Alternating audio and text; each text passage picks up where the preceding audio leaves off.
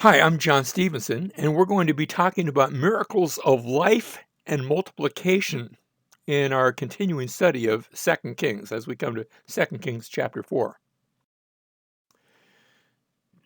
Our passage begins, Second Kings chapter 4 and verse 1. Now a certain woman of the wives of the sons of the prophets cried out to Elisha, "Your servant, my husband, is dead." So right off the bat, we find out that this woman is a widow.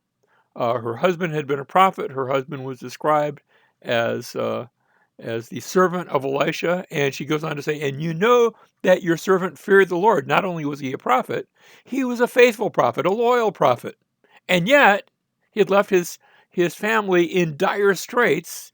And the creditor," she says, "has come to take my two children to be his slaves." This is what would happen when a family uh, had unpaid debts. If they had nothing with which to pay the debt, no silver or gold, they could give what they could actually give up their farm, their house, their whatever they owned, and if they owned nothing, then they would be sold themselves into slavery. And this is what has happened. The creditor is on his way to take her children to be his slaves. So she's faced with unpaid debts and she has no recourse. And so she comes to Elisha.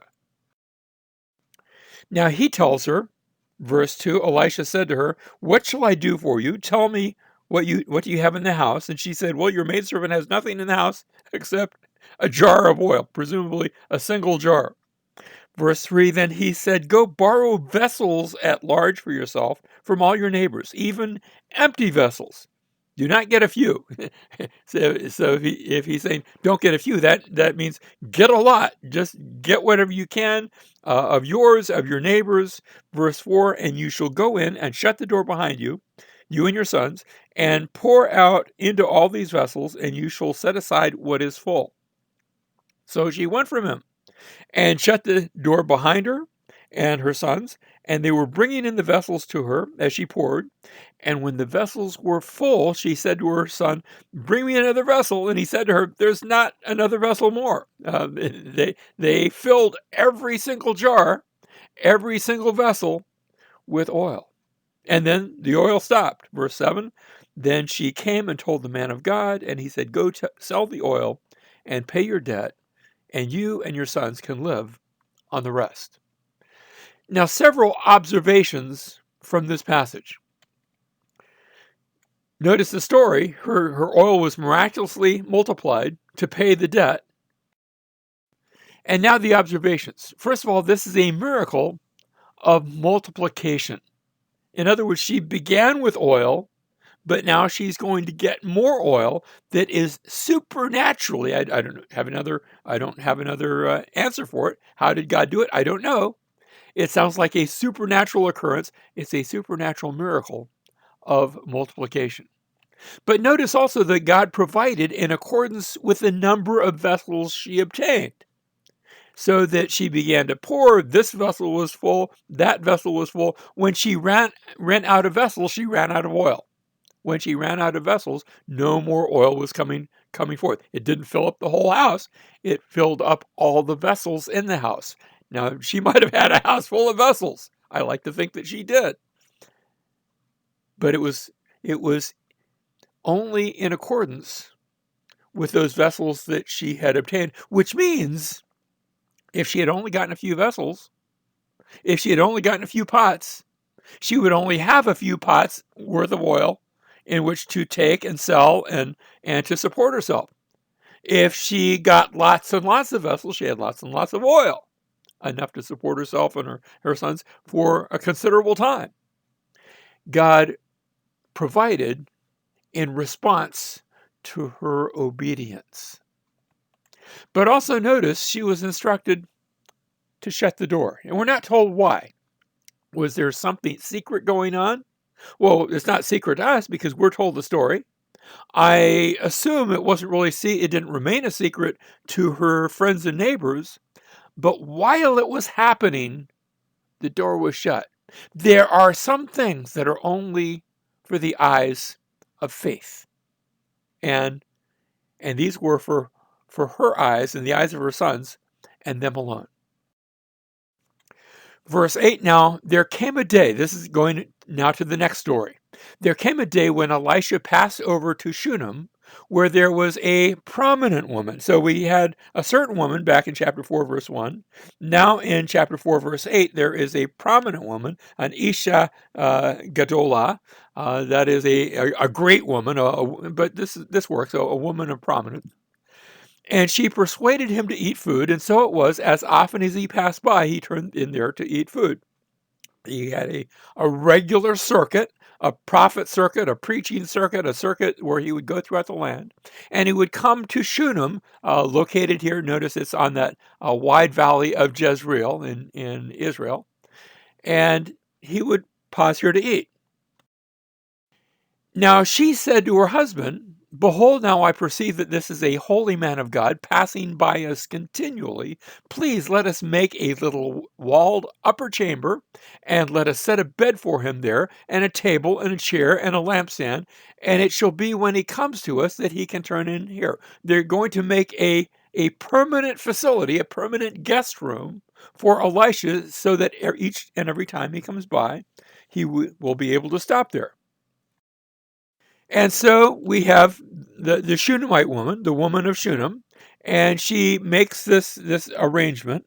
And now verse 11, one day he came there and turned into the upper chamber and rested. And he said to Gehazi, his servant, called the Shunammite.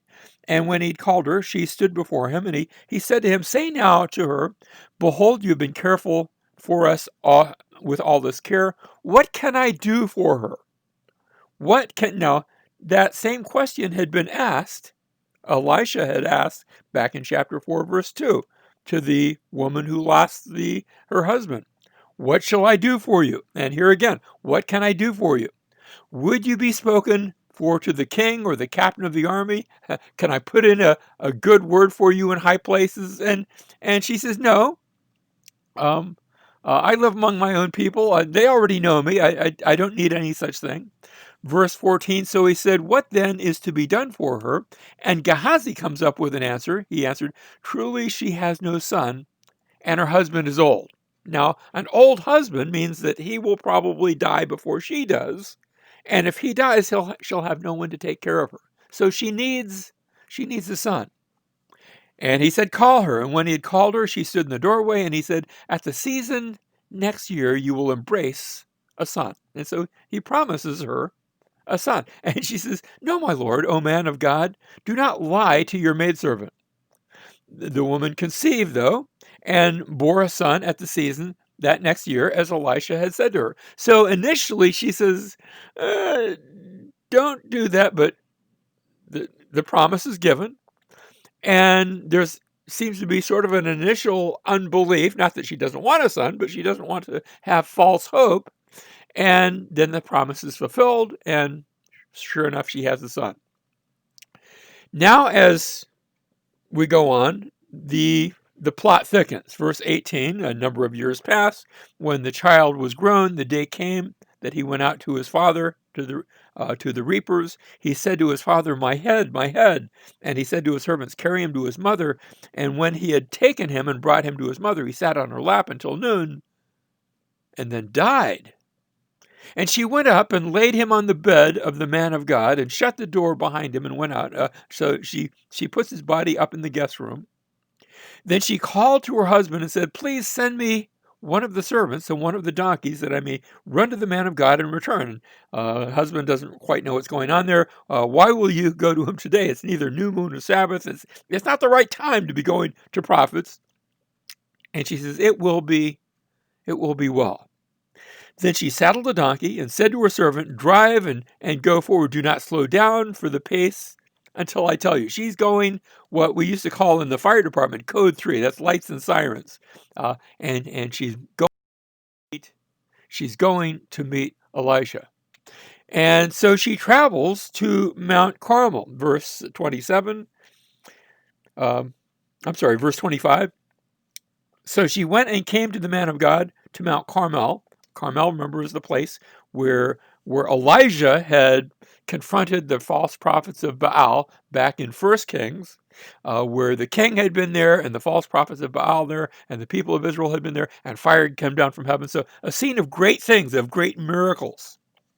And when the man of God saw her at a distance, he said to Gehazi, his servant, "Behold, there is the Shunammite." He recognizes her as she travels there. And he tells his servant, "Please run now to meet her and say to her, 'Is it well with you?'" So Gehazi is sent. She's sent to the woman. Is it well with you? Is it well with your husband? Is it well with the child?" And she answered, "It is well." Notice she doesn't tell Gehazi. She doesn't tell the servant, because she has a message for the prophet himself, for Elisha himself.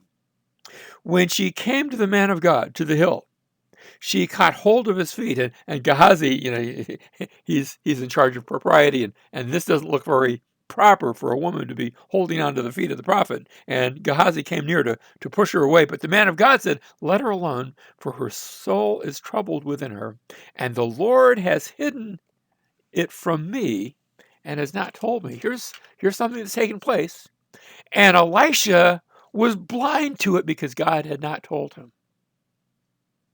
Verse 28, then she said, "Did I ask for a son from my Lord? Did I not say, 'Don't deceive me'? I didn't want false hope, and you gave me a son, but now you've taken him away."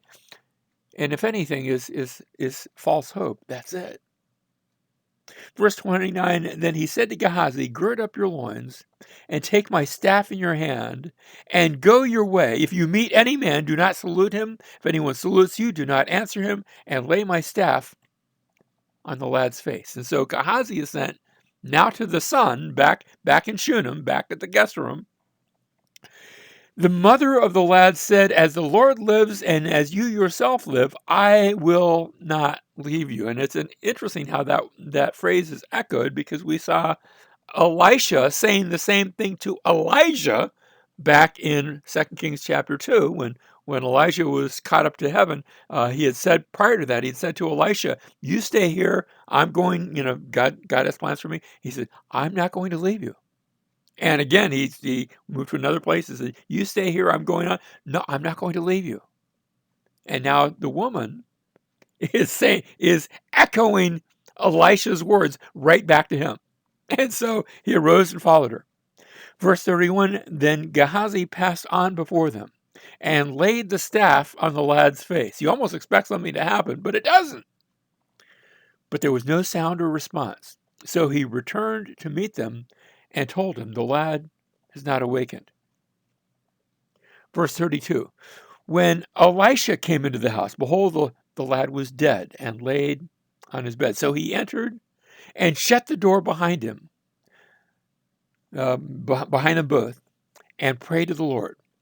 And he went up and lay on the child and put his mouth on his mouth and his eyes on his eyes and his hands on his hands, and he stretched himself on him, and the flesh of the child became warm.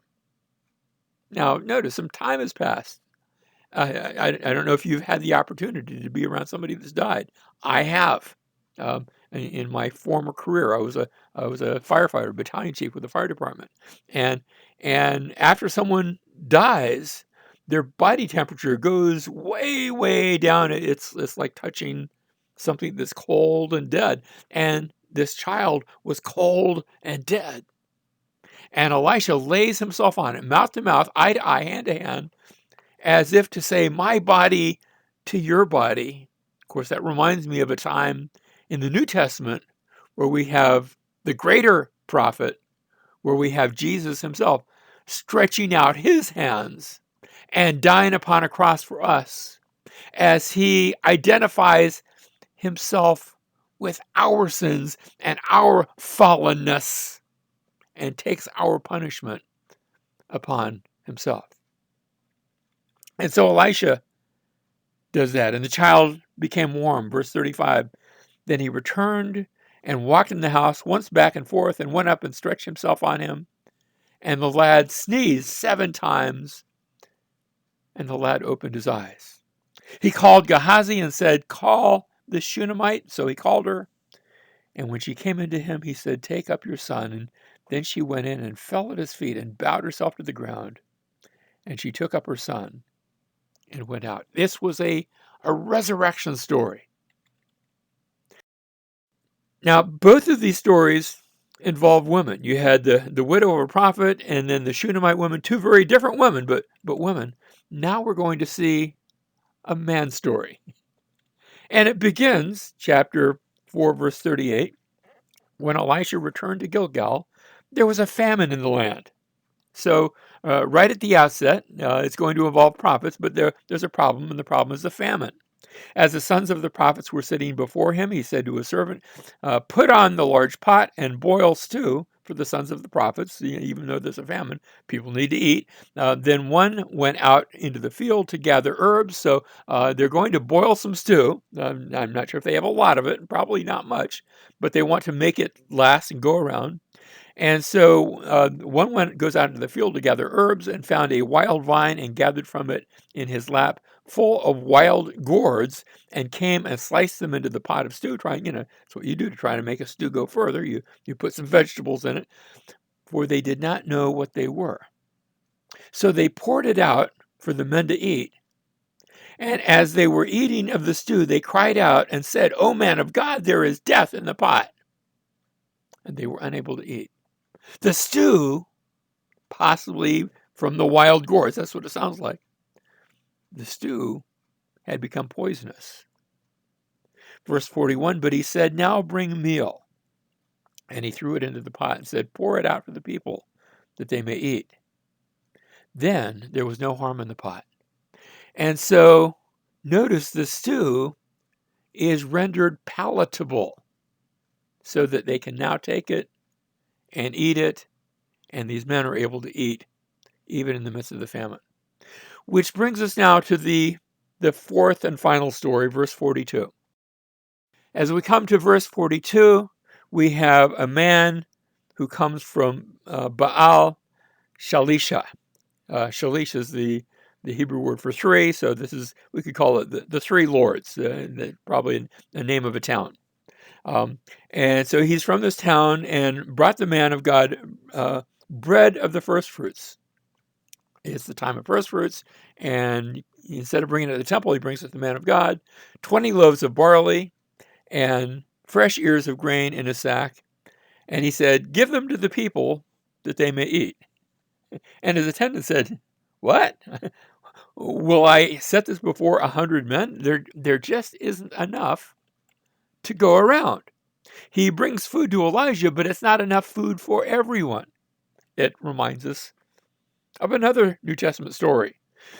You remember not once, but two different occasions where Jesus fed multitudes with just a handful of bread and a handful of fish. And the same thing happens here. So he says, "Give them to the people that they may eat, for thus says the Lord, they shall eat, and have some left over." And so you have, again, this time with the men, a multiplication. And you say, wait a minute, I've used that word already, multiplication. Back in chapter 4, verses 1 through 7, the story of the widow of the prophet, there was multiplied oil. Now there's multiplied food. And notice the way the story started is also the way this chapter ends. And that suggests to us a pattern. And so let's look at the pattern. Back in that first story, the story of the widow, the widow of the prophet, it was a story of oil being multiplied. And then we had the story of a barren woman who's cured of her barrenness, and she has a son, but then the boy dies, and Gehazi is sent to the woman, and the woman questions Elisha, "Why did you do that? I didn't ask for that." Did I not ask? Don't deceive me. And then Gehazi again was sent, this time to the son. Notice there's two sendings of Gehazi. There's the boy dies, and now the boy is brought back to life. The barren woman had been cured, and the diseased stew was cured. And now we've come full circle where oil had been multiplied and bread is multiplied. And this entire story reminds us of the one who said, I am the bread of life, the one who sent the Spirit, represented sometimes by oil, to be multiplied within each one of us. For he has, what does the New Testament say? He gives the Spirit without measure. To each one of us, we each become a vessel of God. We each become a vessel of the Holy Spirit. How many? As many as there are people in the world who believe. And so the gospel goes out. And the multiplication continues even today as we share that good news of Jesus and what he accomplished for us upon the cross.